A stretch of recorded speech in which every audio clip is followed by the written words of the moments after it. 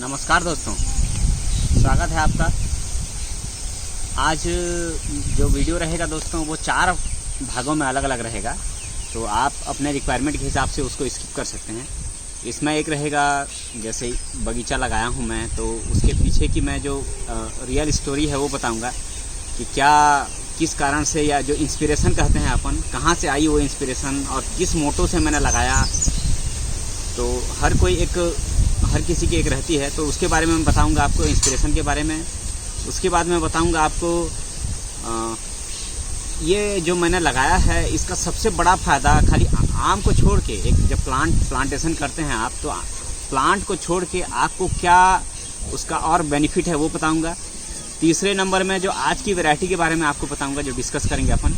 और लास्ट में बताऊंगा आपको ये जो प्लांट मैंने, जो हमारे सप्लायर हैं उनकी डिटेल दूंगा, ताकि मानसून का सीज़न आ चुका है, आपको भी कुछ लगाना है। तो जैसे प्रीवियस वीडियो में प्रिपरेशन के बारे में बताया था, उसको आप देखिए और उसके हिसाब से फिर आज आपको बताऊंगा उनका डिटेल, मेरे डिस्क्रिप्शन में रहेगा, तो आप उसको फॉलो कर सकते हैं, बात कर सकते हैं उनसे।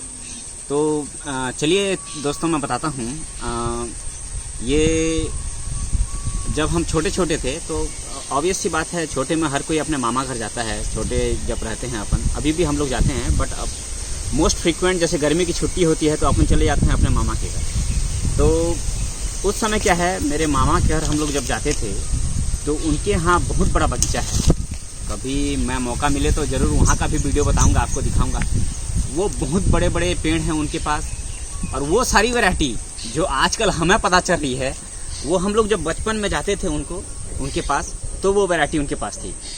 तो मेरे जो दादाजी थे, स्वर्गीय श्री रमेश चंद्र गड़तिया, तो वो हमको नहीं पता था क्योंकि हम छोटे थे, तो हमको नहीं पता था कि वो किस पोस्ट पे हैं, क्या एजुकेशन है, क्या क्वालिफिकेशन है। हम उनको बस एक किसान के रूप में जानते थे। धीरे धीरे जब हमने ग्रो किया तो पता चला, अरे यार ये तो बहुत बड़े साहब हैं एग्रीकल्चर के। वो उस समय एग्जीक्यूटिव डायरेक्टर थे एग्रीकल्चर में, उड़ीसा डिपार्टमेंट में। फॉरेन ट्रिप वगैरह जाते थे उस समय में, जब हम लोग बहुत छोटे थे। तो जब हमने जानना शुरू किया तो उनका बहुत बड़ा प्लांट था, एक बहुत ही अच्छी उनकी बगीचा है आम का। तो हमने जब जाना तो जो हमारे दादाजी थे रमेश चंद्र गड़तिया जी, तो उनकी जो वैरायटी थी बहुत एक से एक किस्म की वैरायटी। तो हमने जब खाना शुरू किया वहाँ से, जाते छुट्टी में, तो हम अक्सर आम ही खाने जाते थे। तो कभी मैं दिखाऊंगा आपको, मौका लगे तो वहाँ का वीडियो बना के। बहुत अच्छे वैरायटी हैं। तो वहाँ से जो पहला इंस्पिरेशन है, हमको लगा कि अरे यार नहीं, इसको करना चाहिए। तो जब हम 2014-13 की बात है, हम अक्सर डिस्कस करता था मैं अपने छोटे भाई से कि लगाना है। वहाँ से फिर मैं इंस्पिरेशन लेके ये बगीचा लगाया है। तो उनके जो वैरायटी हैं और जो हमारी वैरायटी है, ये काफ़ी अलग अलग है। उनकी बोलना चाहिए वो सोने पे सुहागा है उनका, जो वो तो ऑब्वियस सी बात है, एग्रीकल्चर ऑफिसर थे। और उनका एक चीज़ मैं और देखा हूँ, वो उतने बड़े साहब हो के भी उस समय हमेशा खेती और किसानी से जुड़े थे, बागीचे से जुड़े थे, गार्डनिंग उनका हॉबी था। तो उन्होंने अपने हॉबी को अपने एंड तक कभी नहीं छोड़ा। तो आजकल हमें लगता है कि उनकी हॉबी के कारण एक बहुत बड़ा एक फाइनेंशियल सपोर्ट मिला है उनके परिवार को, और हमारे जो भैया लोग हैं उनको, मेरे मामा जी को। तो ये एक इंस्पिरेशन वहाँ से मैंने गेन किया। और दूसरी चीज़ जो मैं बता रहा था आपको, प्लांट बस ये आम के लिए नहीं है। जब आप प्लांट लगाएंगे तो आप एक कनेक्ट होता है आपके माइंड से प्लांट का। जब आप काइंड ऑफ, जैसे कोरोना काल हो गया है, दो बार ये दूसरी लहर है, 2 बार हो गया है लॉकडाउन होते, तो उस समय क्या है, स्ट्रेस बस्टर की आवश्यकता रहती है कि हम ऐसा चीज़ करें ताकि हमारा जो तनाव है वो दूर हो। तो इसमें मैं अपना एक्सपीरियंस बता रहा हूँ, काफ़ी सहायक रहा है ये प्लांट जो मैंने लगाया था। 2 महीने तक हमने काफ़ी अच्छा एंजॉय किया है ये। तो काइंड ऑफ आप अपने हॉबी को फॉलो करते हैं, व्हाटएवर आप जो करें, आप जॉब करते हैं या कहीं पे काम करते हैं या आप बस खेती करते हैं, आप प्लांट जरूर लगाएं। प्लांट केवल आपको फाइनेंशियल सपोर्ट के लिए नहीं, वो आपका स्ट्रेस बस्टर का काम करेगा। तो इस चीज़ को ध्यान देंगे, वो स्ट्रेस, आपका तनाव कम करता है। आप जब उससे कनेक्ट होते हैं, आपको अच्छा, भाई ऐसा है कि आप नोट की गड्डी देखेंगे तो कई लोग को लगता है कि यार आज बहुत मन खुश है या अच्छा हुआ, लेकिन आप जब प्लांट लगाएंगे और वहाँ उसको भरता फूटता या फूलता हुआ देखेंगे, फ्रूटिंग उसमें आएगी, तब उसका जो है मज़ा वो नोटों के गड्ढे के सामने भी नहीं है। ये क्लियरली मैं बोल रहा हूँ, अपना पर्सनल एक्सपीरियंस। तो आप बिल्कुल प्लांट लगाइए और उससे जुड़िए, वो बहुत बड़ा स्ट्रेस बस्टर है आपके लिए। तो ये 2 कोरोना काल में मैंने एक्सपीरियंस किया है। और इसके अलावा जो मैं तीसरा बता रहा था आपको, तीसरा मैं अब वैरायटी की बात करेंगे। तो आज की जो वैरायटी है, ये मेरे पीछे तो लगा है, ये तो चौसा है, अभी हुआ नहीं है ये, तो थोड़ा कुछ दिन और जाएगा तो बताऊंगा मैं। अब मानसून सीज़न भी आ गया है और हमको फल तोड़ना भी है, और हमारे पास जो वैरायटीज़ हैं वो मैक्सिमम मैं बता चुका हूँ। तो तीसरा जो वैरायटी है दोस्तों वो है बादामी।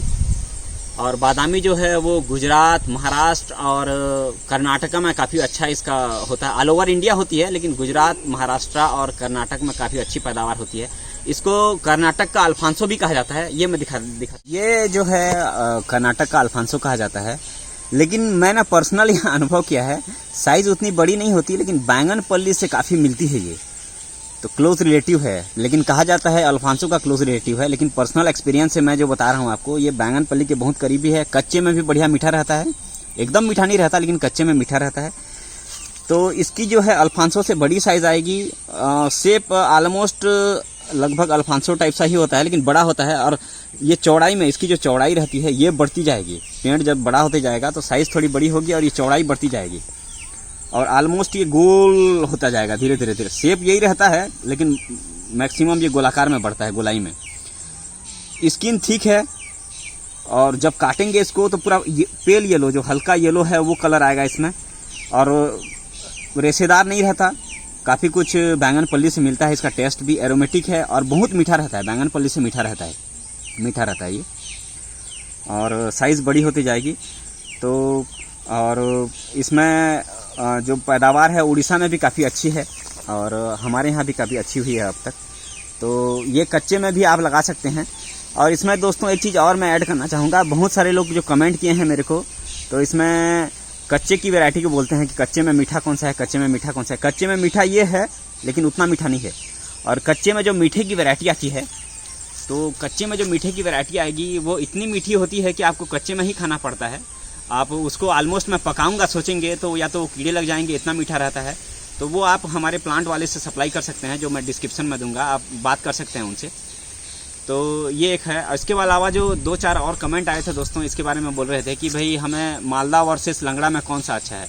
तो मालदा और लंगड़ा जो है, लंगड़ा तो ये उत्तर प्रदेश की वैरायटी है, बनारस की, लेकिन मालदा जो है बिहार की वैरायटी है। तो मालदा और लंगड़ा में ये फ़र्क है कि स्वीटनेस में दोनों इक्वल रहेंगे। बाकी मालदा में जो टेस्ट है वो स्मेली रहेगा, एरोमेटिक रहता है, स्मेल आती है उसकी। जैसे बैंगन पल्ली अपन खाते हैं तो एक स्मेल आता है, अल्फांसो में एक स्मेल आता है, वैसे मालदा में स्मेल आएगा, लंगड़ा में वो स्मेल कम रहता है। इसके अलावा बहुत सारे दोस्त लोग बोल रहे थे कि जो कमेंट आए हैं उसमें मैं बताना चाहूँगा आपको कि अचार के लिए आपको लगाना है, तो अचार के लिए सबसे बढ़िया तोतापल्ली है, तोतापरी इसको बोलते हैं। आप उसको लगाइए अचार के लिए। और लंगड़ा की वैरायटी है वो भी अचार के लिए चलेगी, काफ़ी अच्छी है स्किन। और इसके अलावा जो 2-4 कमेंट और आए थे उनके बारे में बताऊंगा दोस्तों। आप कमेंट कर रहे हैं, पूछने के लिए कर रहे हैं, ये अच्छा है, लेकिन सबसे अच्छी चीज़ है कि आप प्लांट में इंटरेस्ट शो कर रहे हैं, जो कि काफ़ी मेरे लिए है फ़ायदेमंद, आपके लिए है फ़ायदेमंद है। हम दोनों के अलावा पूरे पर्यावरण के लिए बहुत अच्छा है कि आपने प्लांट में इंटरेस्ट शो किया है और लगाना चाहते हैं।